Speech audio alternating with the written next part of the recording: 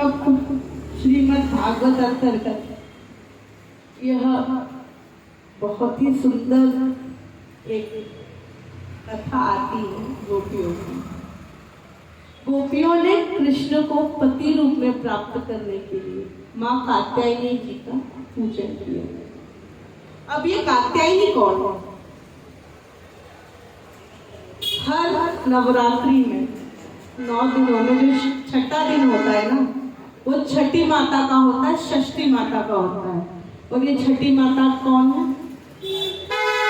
जो प्रत्येक व्यक्ति का भाग्य लिखती है। जो विधाता लिख दी छठी रात के अंक, लाई घटे ना तिल बढ़े। जो छठी माता ने छठी के दिन बच्चे के भाग्य लिख दिया, वही उसके जीवन में होगा। जो कात्यायनी देवी है, कात्यायनी देवी का जो भी पूजन करता है, जो भी अर्चन करता है, अगर जीवन में कोई भाग्य में कोई त्रुटि रहती है ना, तो वो कात्यायनी माता बदल देती है। और जिस भी व्यक्ति को लगे कि हमारे घर में कन्याओं का विवाह नहीं हो रहा है, कन्या बड़ी हो गई है, इसको विवाह योग्य है, इसके विवाह के भाग्य कैसे खुलेंगे, तो कृपया करके कात्यायनी देवी का पूजन जरूर करना। तो देखिए कात्यायनी देवी आपकी कन्या पे क्या कृपा करती है। और कात्यायनी देवी की पूजन ऐसे ही साधारण रूप से नहीं होता, थोड़ा सा तप करना पड़ता है। केले के पत्ते की आसन लें, पीले कपड़े पहने और माता के सामने बैठ करके हल्दी की माला होती है ना, रक्त चंदन की माला होती है, तुलसी की माला होती है, ऐसे ही हरिद्रा की माला, हरिद्रा कहते हैं हल्दी को, हल्दी की माला से माँ कात्यायनी का पूजन करें। और एक मंत्र है, आपको ये YouTube पे, गूगल पे हर जगह मिल जाएगा। और यह मंत्र है, कात्यायनी महामाई महायोगी धीश्वरी नंद गोपसुतम देवी पतिम में कुरु में नमः। इस मंत्र का अगर कन्या 108 बार जाप करे तो देखना माता उस पर कितने जल्दी कृपा करती। जिस भी कुंवारी कन्या का विवाह नहीं हो रहा हो, और ऐसे ही अगर किसी लड़के का भी विवाह नहीं हो रहा हो, तो पत्नी में कुरु में नमः कात्यायनी देवी से पूजन करें और देखिए उनका विवाह होगा। एक और, जिस भी दिन कात्यायनी पूजन हो, अच्छी लाल आसन लेवे और अकेली माँ पार्वती की जो मूर्ति होती है, जो हाथ जोड़े बैठी रहती है, ठीक, उन पार्वती माता की मूर्त को लेकर के विराजमान करें और हल्दी, कुमकुम है ना, मेहंदी, गुलाल और सिंदूर, ये 5 वस्तुएं होती है सुहाग की। क्या? हल्दी, कुमकुम है ना, सिंदूर, गुलाल और मेहंदी। 100-100 ग्राम सब लें, सबको एक साथ मिलाए और यहाँ पर माँ देवी का अर्चन करना प्रारंभ करें। ओम कात्यायनी नमः, ओम कात्यायनी नमः अर्चयामि, अर्चयामि कर करके माता को प्रसन्न करें। लड़की माँ की मांग में सिंदूर लगाएगी, देखना 6 महीने के अंदर माता किस रूप में आकर के आपकी बेटी की मांग भर देगी। ऐसी कृपा होती है देवी की। पर उसके लिए आपको भी प्रयत्न करना है, आपको भी यहाँ पर यह जो भाव दिए गए हैं, जो मंत्र दिए गए हैं, इनका सही से उच्चारण करें, सही शुद्ध विधि अपनाएं। यह कात्यायनी पूजन समस्त गोपियों ने करा था कृष्ण जी को अपने पति रूप में प्राप्त करने के लिए षष्ठी के दिन। आने वाली नवरात्रि षष्ठी तिथि है, आपके आसपास कोई भी ऐसी कुंवारी कन्या हो जिसका विवाह नहीं हो रहा, विवाह में अर्चन आ रही है, उससे कहे कि ये प्रति दिन 9 दिन, मतलब जो नवरात्रि कहते हैं, इसमें भगवान की माता का पूजन करें और विशेष करके षष्ठी के दिन कात्यायनी देवी का पूजन करें। और जब किसी के यहाँ पर बच्चा होने वाला हो, माँ गर्भवती हो, बेटी गर्भवती हो, उस समय केवल और केवल कात्यायनी माता का ध्यान जरूर करना चाहिए कि हे कात्यायनी देवी, हे षष्ठी देवी, आप भाग्य लिखने वाली हो, तो कृपया करके हमारे आने वाले वंश में जो भी हमारा पुत्र है या पुत्री है, जो भी होगी, उसका ऐसा भाग्य लिखना कि वह सबसे बड़ा तेजस्वी बालक हो, तेजस्वी पुत्र हो, तेजस्वी पुत्री हो। माता से प्रार्थना करो, देखो अपन भगवान के सामने झुक के तो देखो, भगवान खुद झुके झुके चले आएंगे। एक कथा थी, ऐसे तो कल के सत्र में कहनी थी।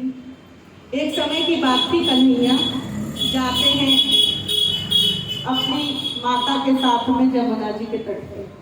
कार्तिक का महीना था और कार्तिक के महीने में क्या हुआ कि माताएं दीपदान करती, तो जमुना जी में बहुत सारे दिए चल रहे थे। तो अब यशोदा माता ने क्या किया है, एक स्थान पर बैठ करके कपड़े धोना प्रारंभ किया। कन्हैया तो वैसे ही नटखट एक लकड़ी ली, जो दिए तेल रहे थे उनके पास में, उनको डंडी से लेकर के ऐसे पार करता है, फिर ऐसे पार करता है, फिर एक दिया तेलते तेलते आया बुझा हुआ, फिर इसको पार करता। अब यशोदा माता कपड़े धोते धोते बोल रहे, अरे कन्हैया ये क्या कर रहा है तू? तो कन्हैया कहता, माँ तुमको दिख नहीं रहा, मैं बुझे हुओं को पार लगा रहा हूँ। तो यशोदा माता बोलती, देख ये जमुना जी में कितने सारे बुझे हुए दिए तैर रहे हैं। तो कहते हैं कन्हैया, मैंने हर एक का ठेका नहीं लिया है, जो 4 कदम चल के मेरे पास आएगा तो 100 कदम चल के मैं उसके पास जाऊंगा। ताली बज जानी चाहिए इस बात पर। तो भगवान की कृपा ऐसी होती है, हमको तो 4 कदम चल के जाओ, भगवान दौड़े दौड़े चले आएंगे। भगवान कब नहीं आए? अपने ब्राह्मण सखा को दरिद्रता से दूर करने के लिए तो उन्होंने नगरी को अपने पास कर दिया।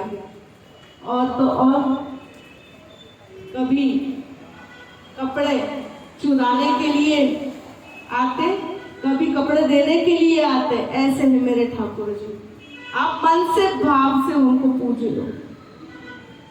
यहाँ पर समस्त गोपियों ने कात्यायनी माता का पूजन किया और कात्यायनी माता का पूजा करते हुए भगवान ने एक लीला और रची, उनकी गोपियों की परीक्षा की, गोपियों के धैर्य की परीक्षा। कात्यायनी माता आई है और समस्त गोपियों को यह वरदान दे के गई है कि आज से ठीक 7 दिन के पश्चात जब आकाश में चंद्रमा पूर्ण कलाओं से परिपूर्ण रहेगा, उस दिन तुमको तुम्हारा कन्हैया मिलेगा। तो किसी को भी अगर कृष्ण जी को पाना है ना, तो शरद पूर्णम के दिन आप सब मिल करके जागरण करो। देखो भगवान कैसे नहीं आते आपके जीवन में। आपको जागरण करना जरूरी है और ऐसे स्थान पे जाओ कि जहाँ पर चंद्रमा दिख रहा है। जागरण कमरे के अंदर नहीं होता है। शरद पूर्णिमा का जागरण है ना, खुले आसमान के नीचे होता है। ऐसे जब भगवान की कृपा होती है तो भगवान स्वयं आते। कात्यायनी माता ने उन्हें आशीर्वाद दिया है और वरदान पाकर के समस्त गोपियां जो थी बड़ी प्रसन्न हुई। और इधर भगवान की कृपा ऐसी चल रही थी कि जब वरदान पाने के बाद समस्त गोपी अपने अपने काम के लिए गई, तो आने वाली पूर्णिमा तिथि का यहाँ पर इंतजार करते कि कब पूर्णिमा आएगी, कब हम हमारे भगवान के दर्शन पाएंगे। अब जाकर के क्या हुआ, नवरात्रि बीती है, अष्टमी को देवी का पूजन हुआ, विजयदशमी पर हम क्या क्या करते हैं ये बताना। देखिए विजयदशमी के दिन सबसे पहले उठो और अपने बच्चों को तिलक लगाओ। अगर अपने घर में अस्त्र शस्त्र रखे हैं ना, उनका पूजन करो। हमारी माताओं का अस्त्र शस्त्र क्या होता है? नहीं, चिमटा है ना, और बच्चों को डांटने के लिए इन सब प्रत्येक वस्तुओं का पूजन होना चाहिए। घर की एक एक वस्तुओं का पूजन होना चाहिए। हमारे वाहनों का पूजन विशेष होना चाहिए। और इसके पश्चात मस्त अलग अलग प्रकार के पकवान बनाओ, भगवान को भोग लगाओ। देखो हम जो नवरात्रि करते हैं ना, ये भूखे रह करके दशहरे के दिन पार्टी करने के लिए नहीं होते कि दशहरे आएंगे तो शाम के समय हमको गिलकी के भजिए खाने को मिले। इसके लिए व्रत नहीं होता, व्रत होता है आपका संयम। आप भगवान के ऊपर कितनी आप डिवोटेड हो। देखो आपके जीवन में आप व्रत करो चाहे ना करो, देखो जिसके शरीर की अवस्था है उसके हिसाब से उसको व्रत करना चाहिए। व्रत का मतलब ये भी नहीं कि अच्छा मस्त फलियार करो तो साबूदाना भर प्लेट बना लो तो वही खाएंगे, नहीं, वो व्रत नहीं होता है। व्रत वो होता है, नवरात्रि है, 9 रात ऐसी होती है कि आपकी आध्यात्मिक ऊर्जाएं बढ़ सकती है। उसकी आध्यात्मिक ऊर्जा बढ़ाने की एक शैली, रात्रि जागरण। उसमें आप दिन में विश्राम करो, पर रात्रि के समय जब आप जागरण करोगे तो आपकी ऑटोमेटिकली रात्रि में आपकी ऊर्जाएं बढ़ जाएगी, आपकी सोच समझ, आपकी बुद्धि विवेक जागृत होगा। अगर आपने रात्रि को जागरण किया तो ये बात समझ लो आपके ऊपर कभी भी कोई शत्रु हावी नहीं हो। रात्रि जागरण का मतलब ये नहीं कि हम हमारी कुंवारी कन्याओं को गरबे करने के लिए भेजें, ये परंपरा हमारी नहीं है। गरबा केवल एक ही दिन होता है, वो भी शरद पूर्णम की रात्रि को, वो भी इसको कहते हैं रास। इसमें केवल ताली बजा करके नृत्य होता है। तो पर आजकल क्या हो गया, इसको बहुत नए नए नाम दे दिए। नवरात्रि के दिन आप सप्तशती का पाठ करो, प्रण ले लो कि हम 9 पारायण का पाठ करेंगे, और दशहरे के दिन हो सके तो शमी के वृक्ष का पूजन जरूर करना।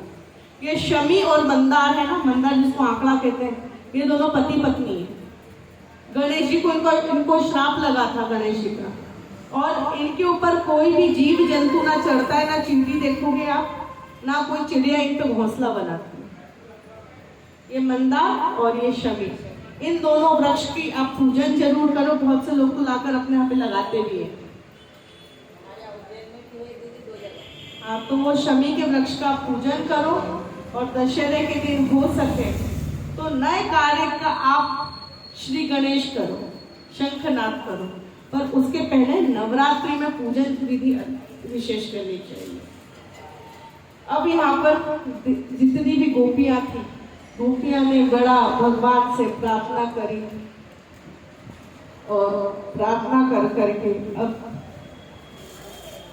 गोपियों ने भगवान का यहाँ स्मरण करना चालू किया। भगवान का स्मरण कैसे करते हैं, आँख बंद करके माला फेर रहे, पर चित्त हमारा कहीं और लगा, ऐसा नहीं है। आपका चित्त भगवान के चरणों में लगा है, भले कुकर की सीटी बजे या कोई चिल्लाए, आप अपने जीवन में 1 घंटा ऐसा शेष रखो भगवान को देने के लिए। 1 घंटा अपने शरीर को दो, और बाकी समय आप समाज को दो, निद्रा को दो। आप अभी पूरे के पूरे 16 दिन पितरों को दे रहे। कैसे दे रहे? जब भोजन बन जाता है तो भोजन बन जाने के बाद धूप दीप ध्यान करके भगवान को पितरियों को भोग लगा देते। ऐसा नहीं होता है।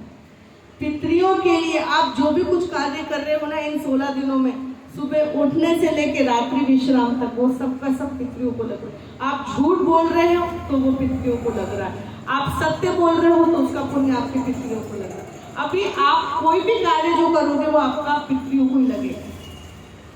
और आजकल बड़ी ये विडंबना है, क्या आपको पितृदोष है तो पितृदोष की शांति करता है। पर एक ये बात बताओ, हमने भी ज्योतिष पढ़ी है, ये पितृदोष काल सर्पदोष होता है क्या? हमें तो आज तक हमने कभी इसका विश्लेषण नहीं पढ़ा।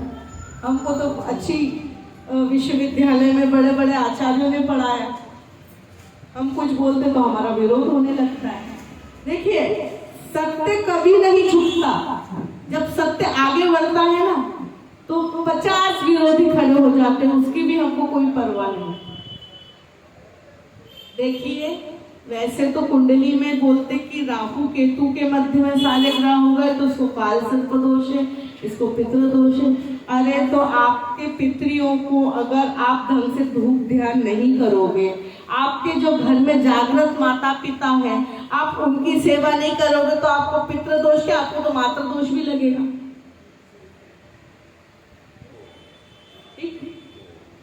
जो घर में जागृत है, जीवित है, आप उनकी सेवा करो ना, तो वो तो आपको आशीर्वाद देंगे ना, तो आपके सारे कार्य मंगल हो। पितृ पक्ष में ये नहीं है कि हम गया श्राद्ध कर आए, हमने आज अष्टमी का श्राद्ध कर दिया, हमने पूर्णिमा का श्राद्ध करके पितरों को खिला दिया, उससे पितृ प्रसन्न नहीं होंगे। आप पितरों के नाम पे कितना भी दान कर दो, पितृ उससे प्रसन्न नहीं होते।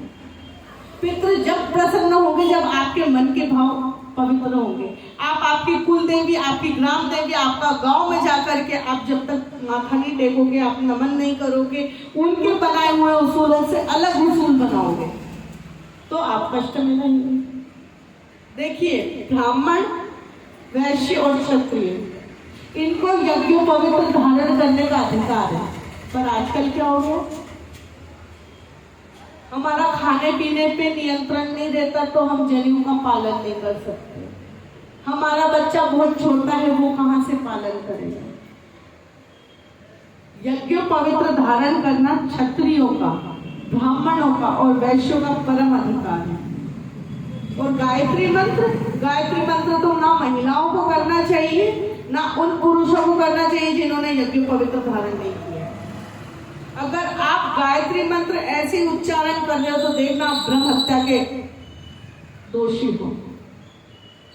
गायत्री मंत्र जब बच्चे को 5 से 10 साल के बच्चे का जब यज्ञोपवीत संस्कार होता है, जब उसको जनेऊ दिया जाता है तो उसको गुरु मंत्र में ही गायत्री मंत्र दिया जाता है। गायत्री मंत्र बिल्कुल कान में दिया जाता है और गायत्री मंत्र पेट की स्वर से प्रारंभ होता है और गले पे आके विश्राम होता है, ओंठ तक नहीं आता है। जो सामूहिक हो रहा है तो वो कष्ट पा रहे हैं। ओम का उच्चारण स्त्रियों को तो करना ही नहीं चाहिए, क्योंकि स्त्रियों के शरीर में एक ऊर्जा होती है, वो सृष्टि का विस्तार कर सकती है। एक पुरुष के अंश से स्त्री एक सृष्टि का विस्तार कर सकती है, इसलिए ओम का उच्चारण स्त्रियों को नहीं करना चाहिए। अगर ओम का उच्चारण स्त्री करती है तो उनकी जो संतान है वो विकलांग होती है। कैसे? छोटी आयु में चश्मा लगना, ठीक है, 4-5 वर्ष के हो गए, ढंग से वो शब्दों का उच्चारण नहीं निकल पा रहा। और आजकल की तो महिलाओं को जो IVF और टेस्ट ट्यूब के लिए जा रही, क्यों? अंदर से विकलांग है, उनका गर्भाशय ठीक नहीं है, इसलिए उनको उस वस्तुओं का सहारा लेना पड़ रहा है, क्योंकि उनकी माँ ने भी कुछ गलतियां करी है जो उनकी आने वाली संतानों ने, पीढ़ियों ने भोगी है। वो आजकल क्या बहुत महिलाओं को जो बीमारी हो रही, PCOD, ये क्यों हो रही है? अंदर से विकलांग हो रही है ना महिलाएं, और लड़के लोग भी विकलांग हो रहे हैं, काम नहीं कर सकते, वजन नहीं उठा सकते, मानसिक तनाव में रहते हैं, पैसे कमाने के पीछे लगे रहते हैं। अगर इन सबकी शुद्धि करनी है तो सबसे पहले अपने को अपनी स्वयं की आध्यात्मिक ऊर्जा अपने को मजबूत रखनी, और ये कैसे होगा? ध्यान से, कर्म से। हमारे जो पुराने ऋषि मुनियों ने, जो हमारे पुराने पितरियों ने जो नियम बनाए हैं, अगर हम उनके ऊपर चलेंगे। और श्राद्ध करने का नियम ये है, इस वर्ष जो किया, अगले वर्ष से आप अपने घर में तर्पण जरूर करें। जरूरी नहीं है कि नदी पे जाकर के भीड़ लगा करके तो देखी करना नहीं। पितर आपके इसी घर में है तो जिस घर में आप रहते हैं वहीं पे परात लो, काली तिल डालो, अनामिका में आप कुशा धारण करो, और जितने भी पितर हैं आपके, दादा पर दादा, नाना पर नाना, मतलब कोई अवज्ञात, कोई प्रेत ऐसा जो घूम रहा है, जो आपके परिवार से संलग्न है, कोई आपके दादा पर दादा ने कोई नौकर रखा हो, उसकी अधोगति हो गई हो, है तो आपके परिवार का यंश, वो अपना परिवार छोड़ करके आपके यहाँ पे आके नौकरी कर रहा था, उसका भी आप ही को फर्ज बनता है। आपके घर में कोई नौकर हो और उसकी कन्या हुई हो, कन्या एक अवस्था में आके बड़ी होगी, तो ये तो आपका फर्ज बनता है कि उसका विवाह करें। ऐसे करके जब हम अपने कर्म, अपने पितरियों के कर्मों के आधार से करेंगे ना, तो हमको सफलता प्राप्त होगी। अब यहाँ पर तर्पण हमें हर वर्ष करना है, और ऐसा नहीं कि हमने गया श्राद्ध कर दिया तो घर में श्राद्ध नहीं करे। कौन से पुराण में लिखा? ना गरुड़ पुराण में लिखा है, ना भागवत पुराण में लिखा, ना पद्म पुराण में लिखा है। जो भी व्यक्ति अपने पितरियों को अगर गया श्राद्ध करके आ गए, क्योंकि अंतिम पिंड बोलते हैं गया जी में होता है और एक बद्रीनाथ में होता है, इसको करने के पश्चात भी आपको अपने घर में श्राद्ध अपने पितरों के निमित्त करना ही है। आप तर्पण करें, आप जो भी आपका ठीक है, कोई अवस्था कभी ऐसी हो जाती है मासिक धर्म के अनुसार कि आप अपने पितरों के निमित्त किसी को खिला नहीं पाए, उस समय सीधा दान कर दो, पर दान प्रतिदिन करो। किसका? पितरों के निमित्त। आप पितरों के निमित्त अगर आप जो पिंड दान करते हो ना, तो इस एक गया श्राद्ध पद्धति की मैंने अच्छी बात पढ़ी थी, क्योंकि 16 दिन 16 अलग अलग प्रकार के पिंड होते हैं। पहले दिन चावल का पिंड बनता है, दूसरे दिन आटे का पिंड बनता है, फिर जौ के आटे का, फिर बेसन का, फिर दही भात का, एक दिन शक्कर और गुड़ का मतलब पिंड बनता है। ये जो अलग अलग पिंड बनते हैं, ये 16 पिंड बनाए जाते हैं। तो 16 पिंड जब हम दान करते हैं ना, तो वो एक पिंड 1 साल तक हमारे जो पितृगण है वो उस पर आधार रहता है उनका, एक पिंड के। और एक पिंड कितना बड़ा बनता है? आंवले जितना बड़ा। जो 3 बड़े पिंड बना करके चांदी के तार से कटवा करके फिर उसको आधे आधे करके करवाते हैं, ये विधि होती है। तो पिंड दान जो रहता है वो प्रेत आत्मा का भोजन रहता है, वो भले आपके दादा का हो या दादी का हो। हमारे घर में हम कब करते पिंडदान? एक तो 13वीं पे करते हैं, फिर 6 मासी पे करते, 12 मासी पे करते, फिर जब तीसरे साल में जब उनको पटे में लेते हैं, जब उनका पिंडदान करते हैं। पर पिंडदान प्रत्येक मनुष्य को प्रत्येक पितृपक्ष में करना चाहिए। और हो सके आप कोई भी तीर्थ जा रहे हो, आप हरिद्वार जा रहे हो, आप गया जी जा रहे हो, आप नैमिषारण्य जा रहे हो, अयोध्या जी जा रहे हो, आप वृंदावन जा रहे हो, द्वारका जा रहे हो, कहीं भी जा रहे हो, वहां पे तीर्थ पुरोहित बैठे रहते हैं। तो वहां पे भी जाकर के आप हो सके कोई सी भी तिथि पे गए, पर पितरियों को वहां पर जल पिलाओ। जल कैसे पिलाई जाता है? कल मैंने आपको कलाएं बताई थी, अंगूठे के द्वारा पितरियों को, आगे से सूरज को, और इस प्रकार स्वयं अपन लेते हैं, और इधर से सप्तऋषियों को। तो पितरियों को जल आप जरूर पिलाएं। पितरियों का जल जब आप अर्पित करते हो तो पितृ ऊपर से बैठ करके आपको आशीर्वाद देते हैं। और एक बात बताऊं, आपके कितने भी बड़े बड़े संकट हो, कोई फाइल अटकी पड़ी हो, कहीं से धन नहीं आ रहा हो, तो देखो ये जो आपके पितृ रहते हैं ना, वो कहाँ जाकर गोल मटोल करके आपका काम साधारण कर देंगे, आपका काम इजी कर देंगे, आपको पता नहीं चलेगा। एक तो देवताओं की कृपा जरूरी है, ठीक है, और हमें पितरों की कृपा भी जरूरी है। हमें प्रत्येक पूर्णिमा को देवताओं के नाम का भोग निकालना चाहिए। देवताओं को क्या लगता है? शीरा, हलवा, सवाया का भोग लगाते ना अपन सत्यनारायण पे। और अमावस्या के दिन खीर बनाओ। प्रत्येक अमावस्या को पितरों के नाम का धूप ध्यान जरूर करो, और पूर्णिमा के दिन देवताओं के नाम का आप भोग जरूर निकालो। तो देखो देवता प्रसन्न होंगे। कुछ नहीं, थोड़ा सा कंडे का अंगारा मट्टी के कटोरे में रखो, उनके नाम का जो अग्नि है ना, भगवान का मुख है, जब वह अग्नि आप अमावस्या को आप प्रज्वलित करोगे ना, तो वह पितरियों का मुख हो जाएगा। पितरियों को आप जो भी कुछ समर्पित करोगे, पितृ उसे स्वीकार करेंगे, और स्वीकार करके आपको अच्छा आशीर्वाद देंगे। तो इस पितृपक्ष के उपलक्ष्य में जो कथा श्रवण कर रहे हैं, तो उसे हमें यह ज्ञान लेना है कि प्रति वर्ष हमको इस पितृपक्ष में आश्विन मास के कृष्ण पक्ष के 16 दिन हमें पितरों के नाम का तर्पण करना है, उनके नाम का दान निकालना है। दान निकालने के पश्चात हमको प्रतिदिन किसी ना किसी ब्राह्मण को, कौवे को, गाय को, स्वान को, कुत्ते को कुछ ना कुछ अंश निकाल के देना। नहीं निकाल सकते तो उनके नाम का सीधा निकाल दें। ऐसा नहीं कि हमने गया कर दिया तो हम अपने घर में श्राद्ध नहीं करें। और जैसे कि आप गणेश जी को, माता जी को नवरात्रि के दिनों में बड़ा सजा के रखते हो, लाइटिंग लगाते हो, गणेश जी के दिनों में बड़े अच्छे से बड़े वो लगाते हो, चक्र लगाते हो, फूल लगाते हो, प्रतिदिन लड्डू मोदक लाते हो, तो पितृ पक्ष में आपको चाहिए कि पितरियों का आप अच्छा सा सिंहासन बनाओ। बहुत जरूरी बात है, आप इसको अलग से रिकॉर्ड भी कर सकते कि आप पितरियों का एक सिंहासन दक्षिण दिशा में बनाओ, मतलब उनका मुख उत्तर में हो, उनकी पीठ दक्षिण में हो। आप पितरियों को अच्छे से उस स्थान पे बिठाओ, सफेद आसन लगाओ, प्रतिदिन सफेद पुष्प उनको समर्पित करो।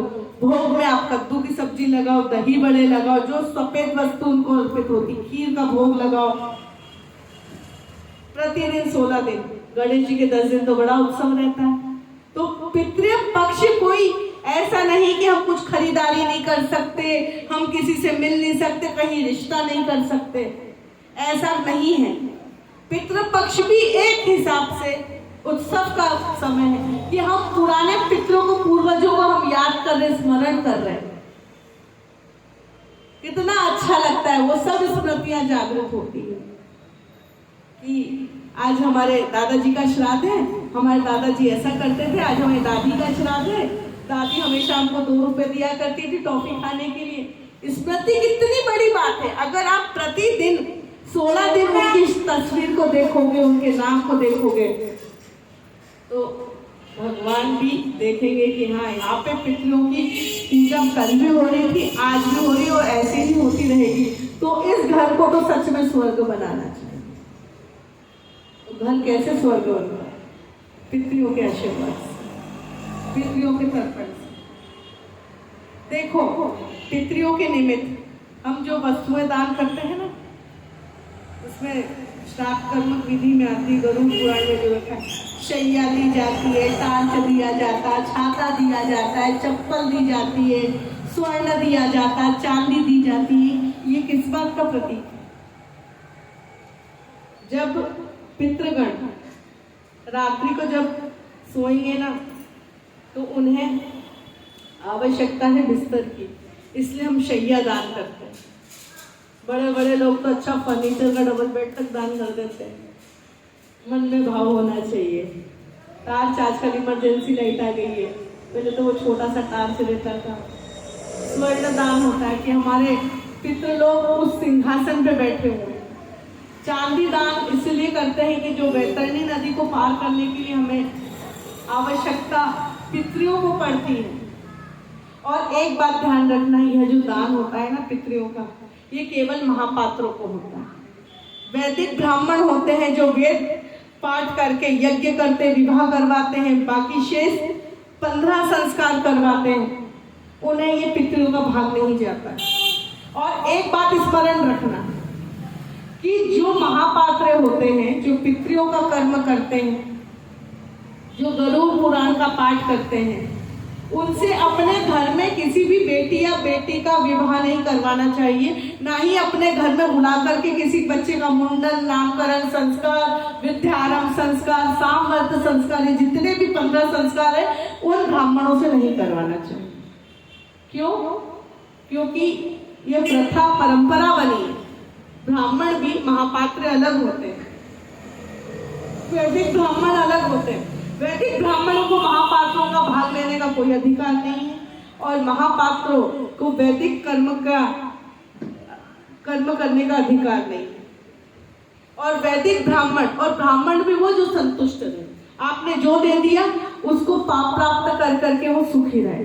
ऐसा नहीं कि हाँ ये भी दे दो, वो भी दे दो, ऐसा भी होना वैसा भी होना। जिसमें संतुष्ट हो, तो देखो वहीं पर भगवान आएंगे, वहीं पे आपके ऊपर कृपा हो। जब हम कल्पना से परे कोई कार्य करते हैं ना, तो भगवान भी हमारा उसमें सहयोग करने लगते। चलिए अब